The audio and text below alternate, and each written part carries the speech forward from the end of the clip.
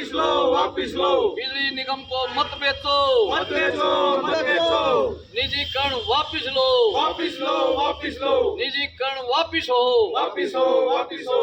ये अलग कंपनी क्या है, एग्री डिस्कॉम को वापिस लो, वापिस लो, वापिस लो, वापिस लो। निगम का बंटवारा मत करो, मत करो, मत करो। कर्मचारी एकता जिंदाबाद, जिंदाबाद, जिंदाबाद। हमारी हड़ताल होगी कामयाब, कामयाब, कामयाब। कर्मचारी एकता जिंदाबाद, जिंदाबाद, जिंदाबाद। आज हम HSCB डिप्लोमा इंजीनियर एसोसिएशन से सभी जेई इकट्ठे हुए हैं। हमारी जो मुख्य कारण है जो आज इकट्ठा होने का, जो राज्यव्यापी हड़ताल है जो 11, 12, 13 तारीख की अगस्त की, उसके विषय में हम इकट्ठे हुए हैं। उसके बारे में हम सरकार को और निगम प्रशासन को ये अवगत करवाना चाहते हैं कि जो ये निजीकरण जो किया जा रहा है बिजली विभाग को एग्री डिस्कॉम के नाम से निजी हाथों में देने की जो प्लानिंग चल रही है, इसको बंद किया जाए ताकि कर्मचारी और कंज्यूमर दोनों को सस्ती बिजली मिले और कर्मचारी की नौकरी बची रहे। इसको तुरंत प्रभाव से बंद किया जाए, इसको निगम के हित में देखते हुए। और दूसरा, जो सरकार पैरेलल लाइसेंसिंग जो दे रही है, जैसे मोबाइल की दुकानें खुली हुई हैं, ऐसे बिजली की दुकानें खोल दी जाएंगी। वो अपनी मनमर्जी से, अपने मनमर्जी के रेटों से बिजली बेचेंगे। वो जो रेट प्राइवेट जो दुकानें खुलेंगी, वो अपने किसी भी रेट से बिजली देंगे। कंज्यूमर को भी वो नुकसान होगा और बिजली बोर्ड को भी नुकसान होगा।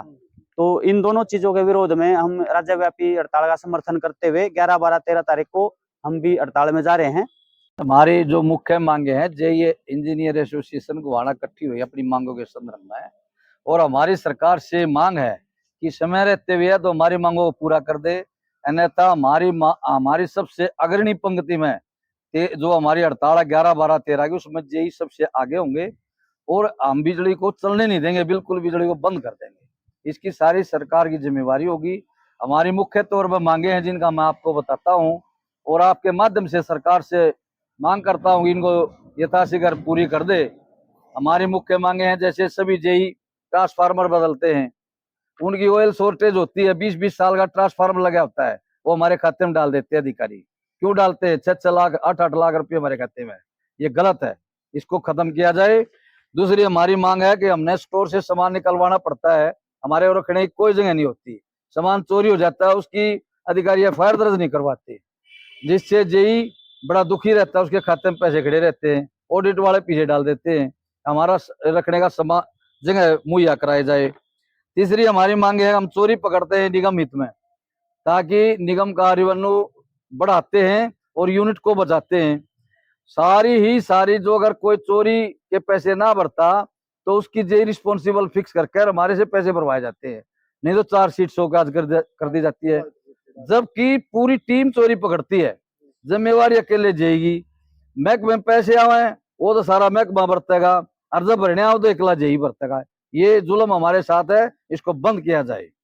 चौथी हमारी मांग है, हर एक जेई की 24 घंटे ड्यूटी होती है, ना उसके बच्चे, ना उसका रिश्तेदारी, ना उसका कोई काम, 24 घंटे हेलो हेलो और लाइन पर काम। थोड़ी लापरवाही होते हैं, अधिकारी शोकाज चार्जशीट बना देते हैं, जैसे पिछली बार हमारा जेई के साथ चार्जशीट यहाँ गोहाना बनाई गई, यही बंद होना चाहिए।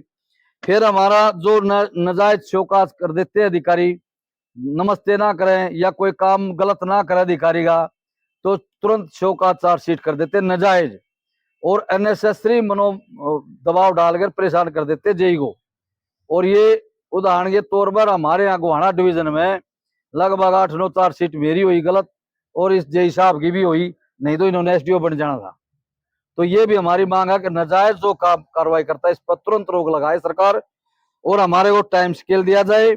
और सबसे बड़ी बात है कि अब रिस्क अलाउंस सरकार दे हुए तो टेक्निकल स्टाफ में जेई को भी देवे, क्योंकि जेई के सबसे पहले चोरी पकड़ देना, जेई का मारेंगे, ट्रांसफार्मर बदल देना, जेई ने पीटेंगे।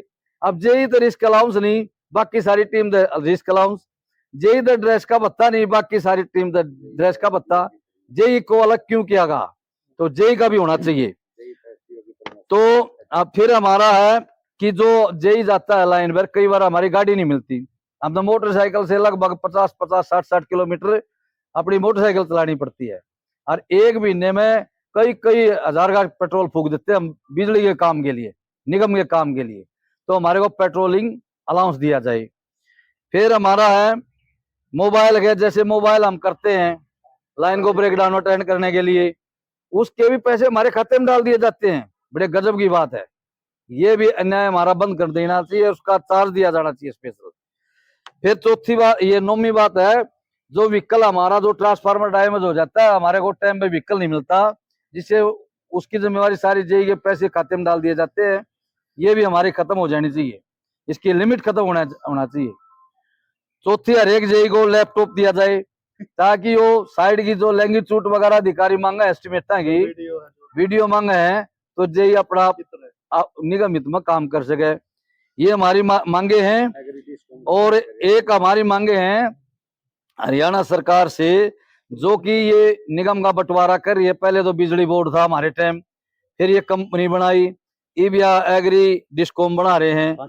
सरकार का उद्देश्य है प्राइवेटाइजेशन करने का। फरीदाबाद और गुड़गांव सर्कल को बेचने जा रही है, धीरे धीरे ये सभी सर्कलों को बेच देगी। इन पर तुरंत ब्रेक लगा हुआ है। एग्री डिस्कॉम बना दी तो अनिश्चित काल के लिए जेई एसोसिएशन हड़ताल पर चली जाएगी, कोई भी जेई काम नहीं करेगा, सारी जिम्मेवारी हरियाणा सरकार की। अपने शहर की हर खबर देखने के लिए सब्सक्राइब करें हमारा YouTube चैनल न्यूज़ वेव और सबसे पहले न्यूज़ देखने के लिए क्लिक करें नोटिफिकेशन बेल पर।